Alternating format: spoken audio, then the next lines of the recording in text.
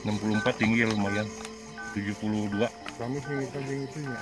69, 72, 88. Berarti dia mulai naik. Semua batu.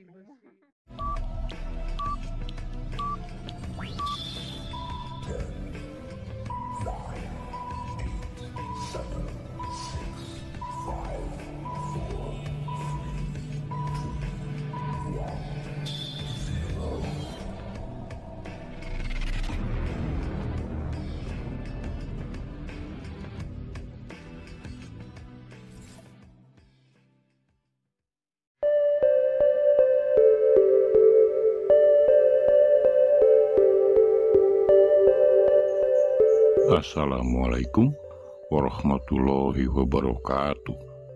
Sampurasun. Setelah tim selesai melakukan eksplor di jembatan Cirahong, tim pun melanjutkan perjalanan menuju ke Manonjaya.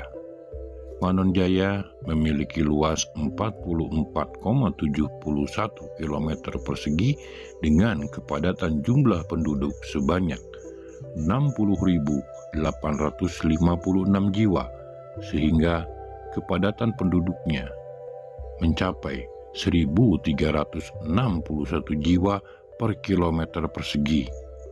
Kota Manonjaya merupakan salah satu dari 39 kecamatan yang ada di Kabupaten Tasikmalaya. Batas wilayah Kota Manonjaya meliputi sebelah barat dengan Kota Tasikmalaya, sebelah selatan dengan Kecamatan Gunung Tanjung, sebelah timur dengan Kecamatan Cineam, dan sebelah utara dengan Kabupaten Ciamis. Manonjaya meliputi 12 desa atau kelurahan, yaitu Manonjaya, Batu Sumur, Cibeber, Cihaur, Cilangkap, Gunajaya, Kalimanggis, Kamulian, Margahayu, Margaluyu, Pasir Batang, dan Pasir Panjang. Dan tujuan kami saat ini adalah Kawah Gimbal yang berada di Desa Cibeber, Manonjaya. Ketika kami sampai di lokasi, kami menuju ke sebuah pesantren Salafiyah yang dipimpin oleh Bapak Haji Saipuddin. Beliau merupakan salah satu sesepuh di lokasi tersebut. Kami pun meminta izin karena beliau berhalangan hadir. Akhirnya kami ditemani oleh putranya, yaitu Kang Ujang. Assalamualaikum. Ini sekarang kita sudah bersama penduduk sekitar sini ya, bersama Kang Ujang. Kang Ujang asli sini kan? Asli ya. Gua dulu. Itu makamnya ada 4. Yang paling gede, yang paling besar, itu namanya dalam Cucu Kusuma Yuda. Yang dalam Cucu Kusuma Yuda. Makasih Kang Ujang. Kang Ujang boleh ya kita upload ya? Boleh upload ntar di wilayah sini gitu. Kita upload paling. Ya, makasih. Sama-sama. Setelah kami mendengar cerita dari Kang Ujang, tim pun mulai melakukan perjalanan ke sebuah tempat yang dikeramatkan oleh warga setempat. Dari beberapa artikel yang kami baca, dan menurut keterangan dari Kang Ujang, bahwa di makom ini adalah petilasan dari Eyang Cucu Kusuma Yuda. Eyang Cucu Kusuma Yuda ini berasal dari wilayah Pekalongan, Jawa Tengah. Tetapi itu pun berita yang belum pasti menurut Bapak Haji Saipuddin. Untuk menghilangkan rasa penasaran kami pun menuju ke lokasi. Kami mencoba untuk olah rasa, olah pikir, dan membaca rekaman alam yang ada di sana. Karena banyak sekali dari beberapa situs yang pernah kami datangi, ada bagian-bagian sejarah yang dihapus, ada bagian-bagian sejarah yang hilang, sehingga yang ada dari sebuah situs tersebut hanyalah sebuah dongeng untuk menina-bobokan kita, supaya kita lupa dengan leluhur kita, supaya kita tidak memahami dan tidak mengenal seperti apa leluhur kita. Dan ketika kami mencoba olah rasa, olah pikir di tempat ini, ternyata hasil yang kami dapatkan jauh berbeda dengan apa yang ada di artikel dan pendapat-pendapat di warga setempat. Tempat ini berhubungan erat dengan 3 tokoh kerajaan Galuh, 3 tokoh pejabat kerajaan Galuh yang berada di situs Legok. Salah satunya berada di tempat ini. 3 tokoh tersebut adalah, yang pertama Kiai Abu Sahar, yang kedua Raden Panji Alia Nagara, dan yang ketiga yang berada di tempat ini, dan beliau merupakan orang kepercayaan dari Raja Galuh untuk menyimpan pusaka-pusaka kerajaan Galuh, yaitu Eyang Banda Yuda. Di Kampung Legok di seberang Citanduy dari Manonjaya ini pernah berdiri sebuah padepokan, yaitu di Kampung Legok. Padepokan itu kemudian dijadikan pusat syiar Islam di desa itu. Penyebaran agama Islam di wilayah ini tidak mudah karena mayoritas masyarakat pada saat itu masih menganut kepercayaan animisme dan dinamisme. Maka, untuk memudahkan penyebaran agama Islam, ketiga tokoh kerajaan itu menciptakan kesenian nerbang atau kesenian tradisional Islam yang memadukan unsur-unsur seni tabuh rebana dengan syair-syair pujian kepada Nabi Muhammad SAW. Kiai Abu Sahar lebih banyak menetap di padepokan yang berada di Kampung Legok, tepatnya di atas muara antara Sungai Cireong dengan Citanduy. Sementara Raden Panji Alia Nagara hanya sekali-kali mendatangi padepokan tersebut karena beliau lebih banyak menghabiskan waktunya di kerajaan Galuh. Dan satu lagi, Eyang Banda Yuda sebagai orang kepercayaan yang menyimpan pusaka-pusaka kerajaan Galuh berada di desa Gimbal ini. Karena selain menjaga pusaka-pusaka kerajaan Galuh, beliau juga menggembleng untuk orang-orang yang mau menjadi prajurit dan hulu balang. Dan tempat yang kami datangi saat ini adalah tempat sebagai tanda oleh masyarakat sebelum kita sebagai penghormatan untuk beliau bahwa beliau pernah tinggal di tempat ini. Tempat ini bukanlah merupakan sebuah kuburan. Ini hanya merupakan sebuah makom atau petilasan karena tidak terdapat jasad di bawahnya. Ketiga tokoh pejabat kerajaan Galuh tersebut dan beberapa pengikutnya di saat menggelar ritual nerbangan di muara Legok Sungai Citanduy, mereka akhirnya tilem dalam bahasa Sunda yang dalam bahasa Indonesia disebut moksa. Lalu kenapa terdapat seperti sebuah 4 kuburan di lokasi ini?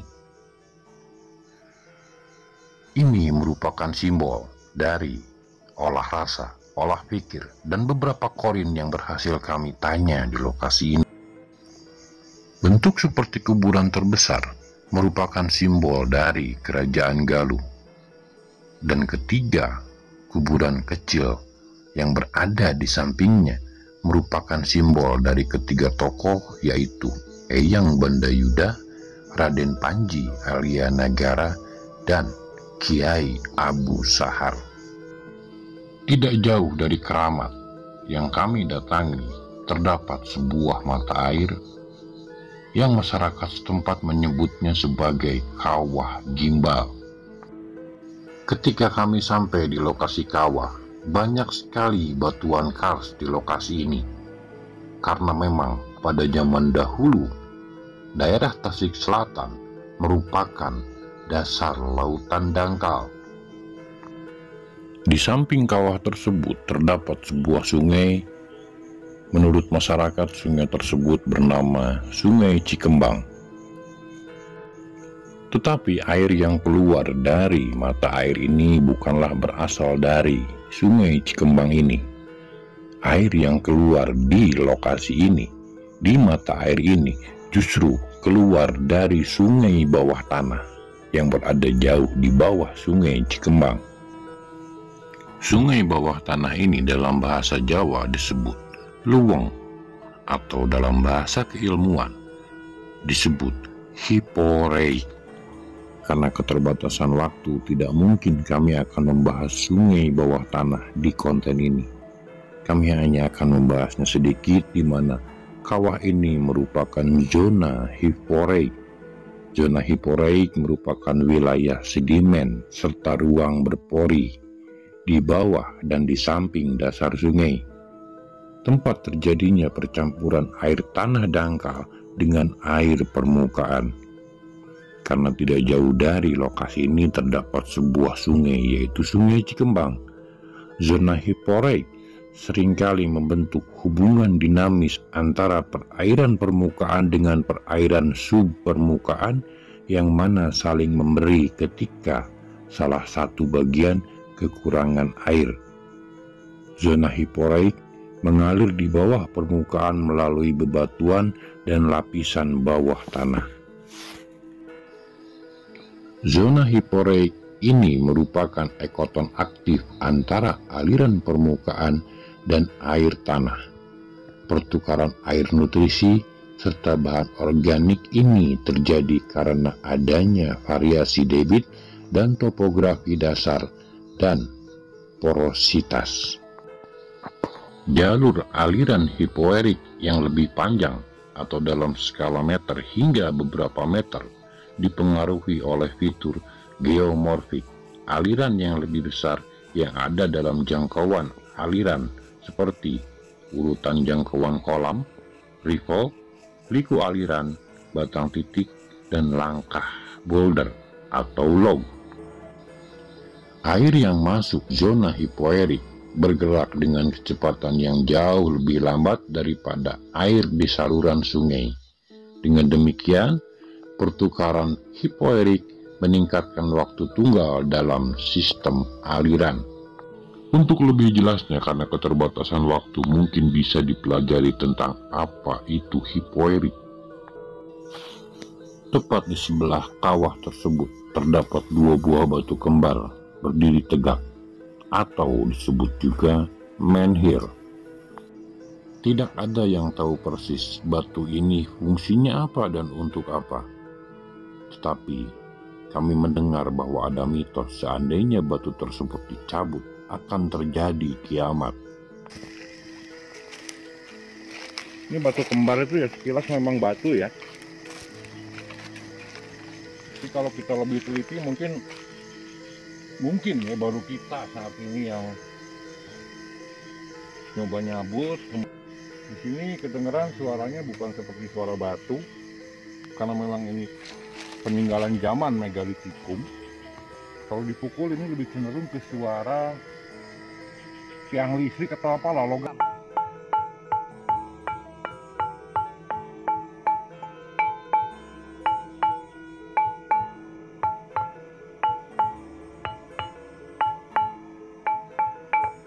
Ini lebih kuat. Ini jelas mungkinnya suaranya ya.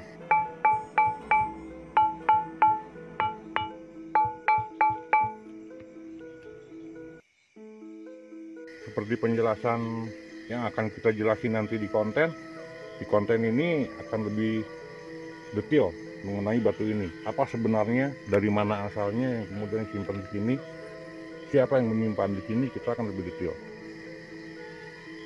Sekali lagi, mungkin untuk warga sininya pun kurang begitu paham. Mereka menyangka ini adalah sebatas batu, ternyata ini adalah hasil olahan dilebur pada zaman peradaban sebelum kita.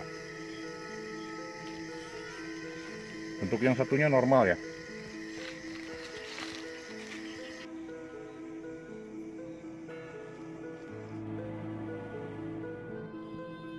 Setelah kami teliti dengan seksama, ternyata batuan tersebut bukanlah berasal dari tempat ini. Batuan-batuan itu berasal dari tempat yang tidak jauh dari lokasi ini. Sekilas, batu tersebut seperti batuan biasa, tetapi ternyata batu tersebut adalah hasil olahan dari peradaban sebelum kita, di mana bahan logamnya diambil dari Costa Rica dan batuan berasal dari Nusantara yang kemudian dilebur dan dijadikan satu.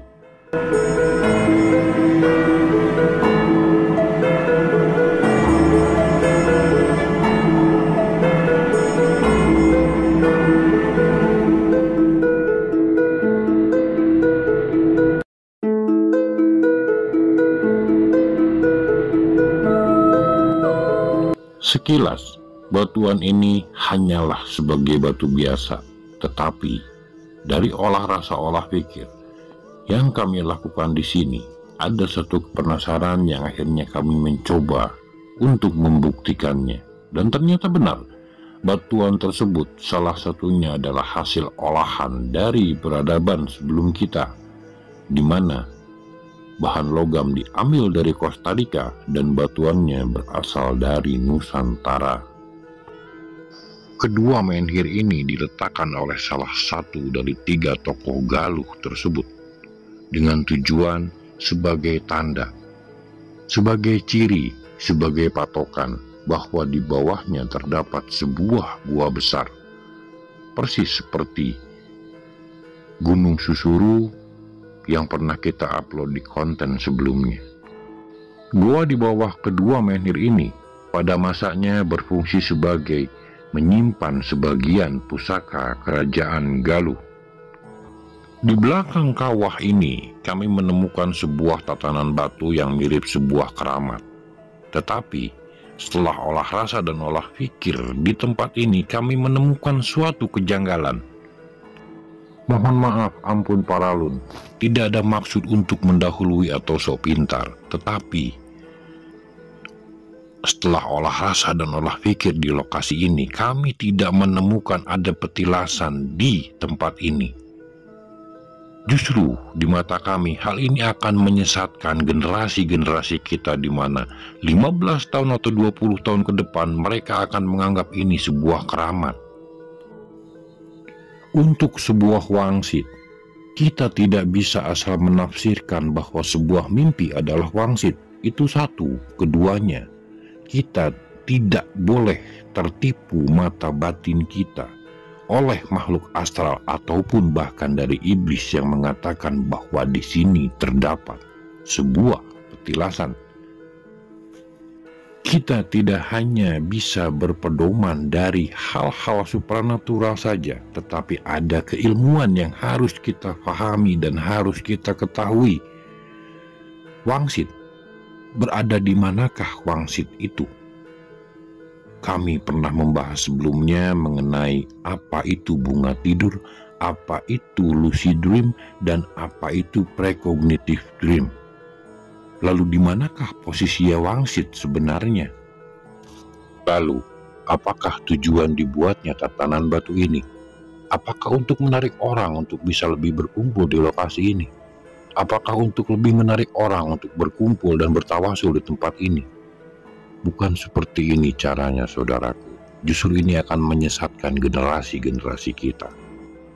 Yang lebih miris lagi, kami pernah mendengar informasi bahwa di setiap malam Jumat, tempat ini merupakan tempat berkumpulnya para arwah leluhur. Subhanallah. Dari mana asalnya mitos ini? Arwah para leluhur sudah berada di tempat seharusnya mereka berada, dengan dimensi-dimensi yang berbeda. Tepat di lokasi yang kami pijak saat ini, disinilah pada zaman dahulu pernah disimpan sebagian pusaka-pusaka Galuh di tempat yang berupa gua atau lorong. Di lokasi yang disebut gua terdapat satu lubang yang sangat dalam. Itu bukan merupakan pintu gua, itu adalah ventilasi untuk udara masuk ke bagian dalam. Karena pintu masuk persis berada di pinggir sungai Cikembang yang saat ini sudah tertutup. Untuk membuka sebuah keramat, kita harus memahami apa itu wangsit, di mana lokasi wangsit dalam hal 3 keilmuan tersebut. Kita juga harus mampu membaca rekaman alam yang kita ambil dari energi-energi cerdas murni, yaitu orbs yang belum dimanfaatkan oleh makhluk astral. Dan yang terakhir, yaitu berdasarkan data, baik itu data tertulis ataupun data dari masyarakat lokal atau dari masyarakat setempat tentang cerita turun-temurun. Tetapi faktanya, ketika kami bertanya di sekeliling desa tersebut, tidak ada satupun yang mengetahui bahwa di belakang kawah ini pernah ada sebuah makom atau petilasan. Setelah tim berkeliling mencari mulut gua, dan ketika ketemu mulut gua tersebut sudah tertutup oleh tanah, kami hanya menemukan 2 ventilasi menuju gua tempat penyimpanan tersebut. Itu pun tidak mungkin bisa kami masuki, sama seperti ventilasi yang ada di Gunung Susuru. Mungkin ke depan kita akan mencoba menggali dan kemudian masuk dari pintu utama. Karena ada permintaan dari Kang Ujang untuk pembuktian apa yang kami kemukakan, akhirnya tim mencoba untuk menzohirkan sebagian kecil apa yang tersimpan di sana. Ini pertama kali kami bertemu dengan Kang Ujang, ini pertama kali kami menginjakan kaki di lokasi ini. Dan Kang Ujang pun menyaksikan bahwa kami tidak membawa apapun selain senter di tangan kami.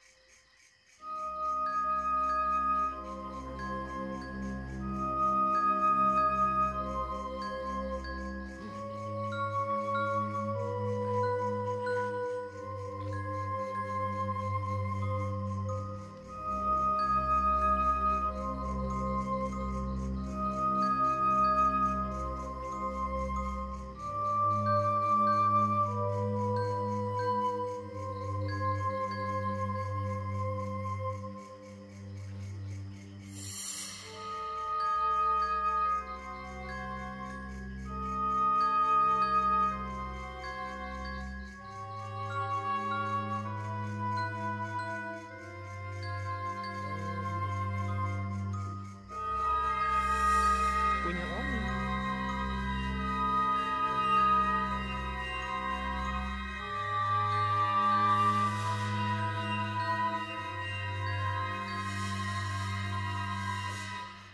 Terus.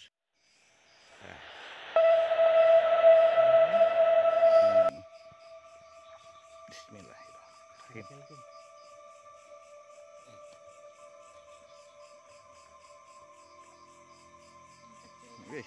Setelah pendohiran yang pertama, Kang Adi mencoba untuk mendohirkan di bagian belakang dari kawah tersebut, yaitu di dekat ventilasi menuju lorong ke bawah. Di sana terdapat sebuah akar pohon yang sudah sangat tua yang pernah roboh.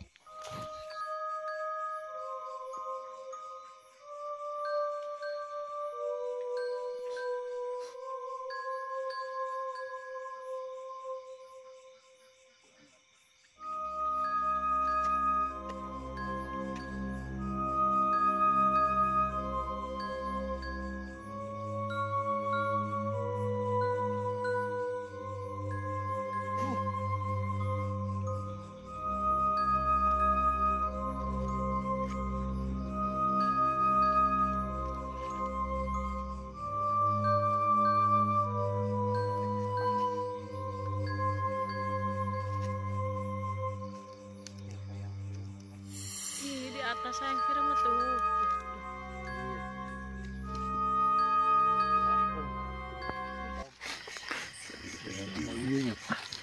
Nah, dihanap. Kelak. Oh, Siram aya. aya. Ah, Beureum mau jauh ke sireum. Amis. Pemain ke sireum kalau lagi. Wah, tuh asli. Ada program Kabut tuh. bawah lihat bawah. Sok. Sieun. Tuas Tuas. Bedog. Kala-kala ditinggal. Sireum lah Kang.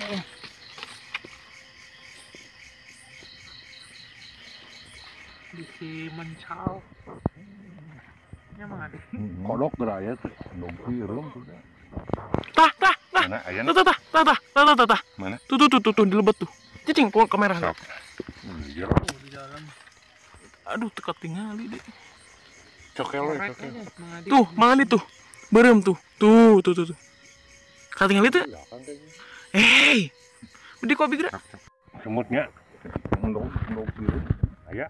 Bismillah.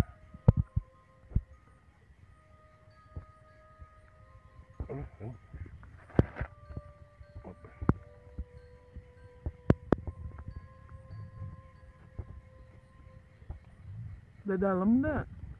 Kudu ku bedog. Iya di. Cokel bedog ya. Kali itu. Kemana? Iya di dia ya. Tuh. Dulu semut itu di baju.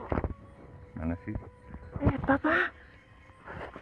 Tadi mah di dinya ya, tadi tadi kacokel mah kalebet. Ya dia mah kecepeng dah ya tah. Nya tadi dinya. Sok Nah. bedog. Tangannya emang adik.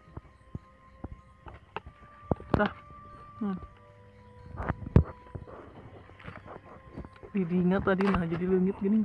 Nah. Ah. Bismillahirrahmanirrahim. Punten rumah lah. Lambung. Lagi anak. Di dalam. Itu tadi mah ayas ya. Bener berem heran. Ya sini. Ya punten sama baterai. Alah, sayang nggak bisa. Aduh.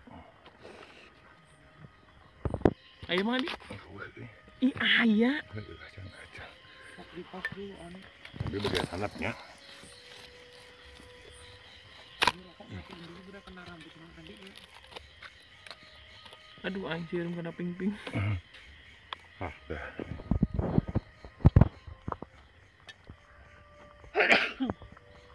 Ketinggali tadi.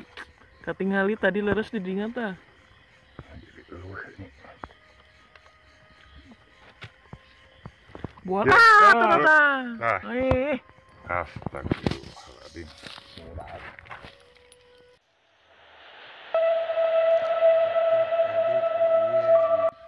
Bismillahirrahmanirrahim.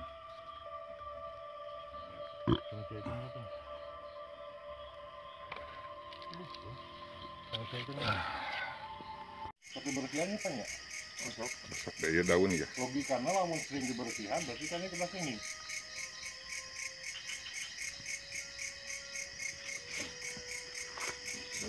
Daun ke arahnya.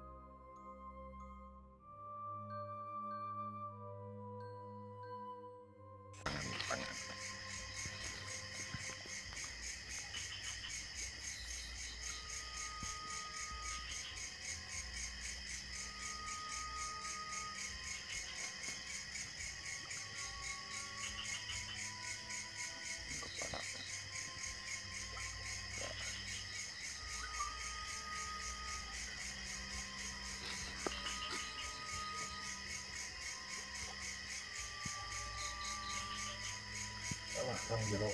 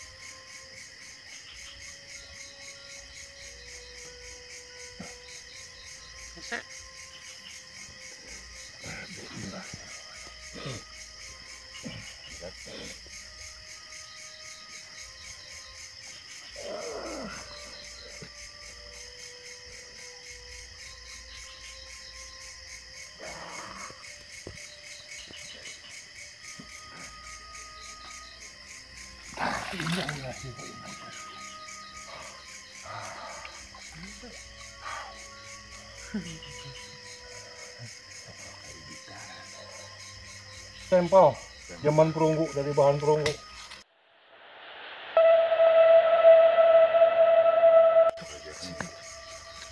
Ini bagian tengahnya kayak gini ya.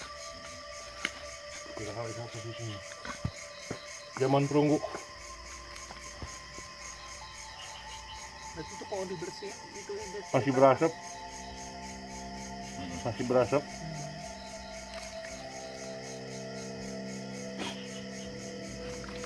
Oh, deketin ke konek bahan perunggu masih berasap kan? dibalik. Sama. Oh, tempel di magnet, tetapi masih ada sisa-sisa yang benturan barusan. Sisa energi masih lebih tinggi ya, di atas normal.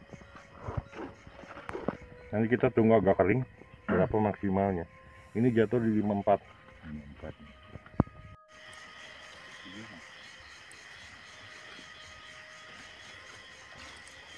Iya.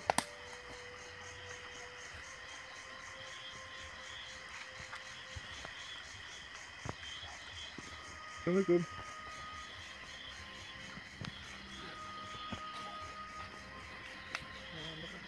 Kayak bedog kan?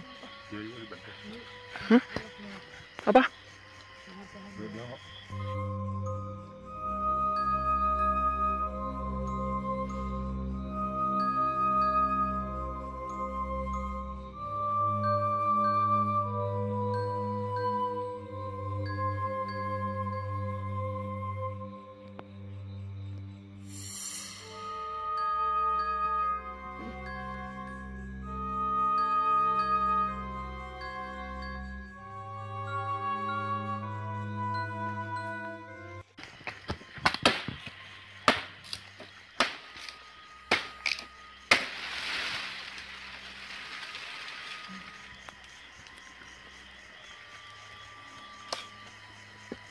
Nah.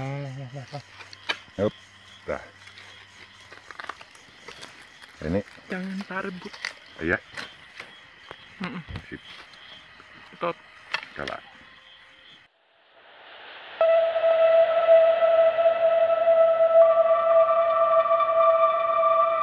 Bismillahirrahmanirrahim.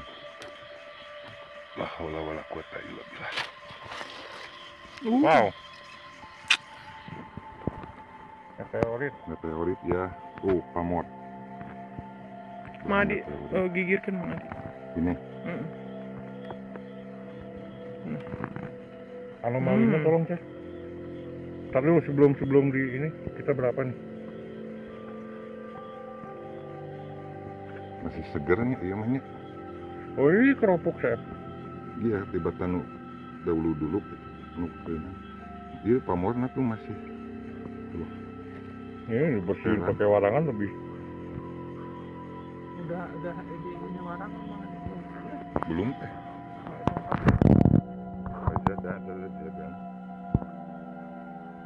Nggak kelihatan. Kita coba di sana.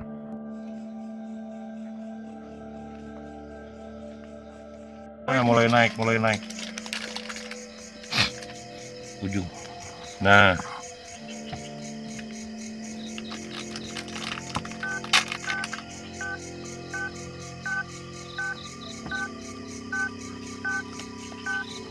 Tinggi lumayan.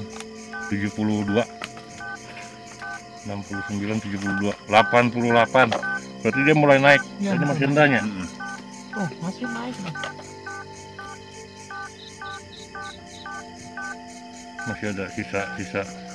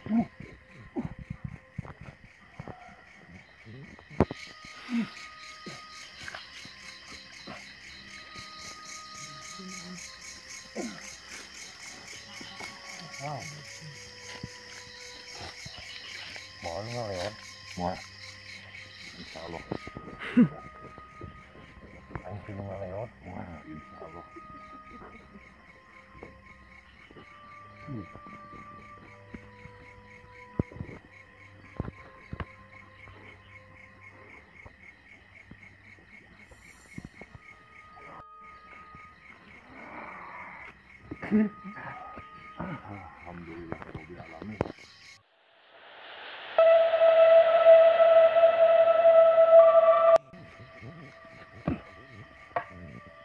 Alhamdulillah.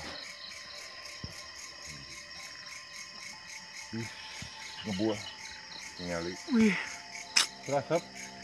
Berasa.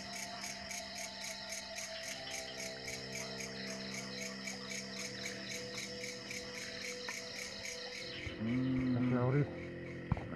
Urip nih bahannya. Masih berasap ya? Udah setengah batu kan? hilang Ipan. Sit. Mantap. Udah setengah batu hampir fosil. Coba bobotnya angkat berat. Nah ini bukan tombak mainan. Zaman dulu tombak seperti ini untuk perang. Tuh. Masih berasap. Dari atas ke bawah Om. Kayaknya nggak gerung. Mana nggak? Tinggal lihat hasilnya.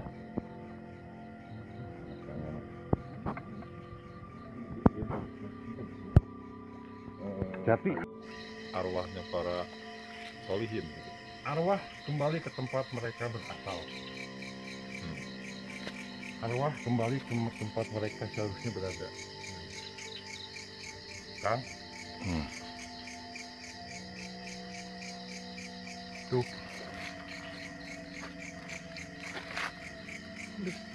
Itu. Kelihatan jatinya, motif jatinya. Ya. Ini aja Tapi udah setengah batu ya, udah keras. Makanya berdiri. Jati banyak nih di sini.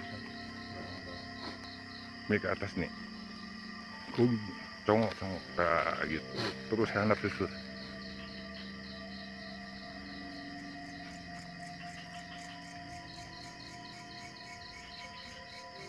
Kalau berdiri. Ini udah setengah batu ya, tuh. Bisa dibikin batu akik kayaknya.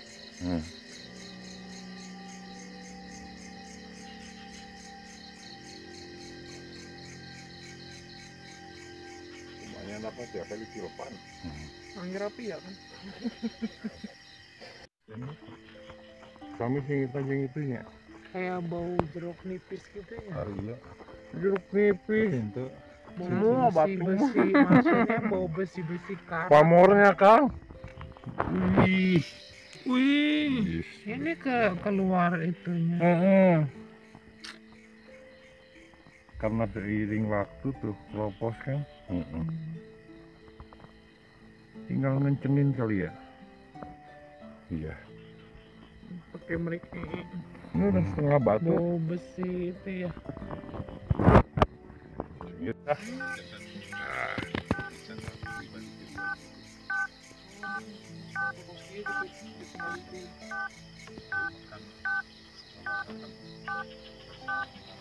Mulai naik.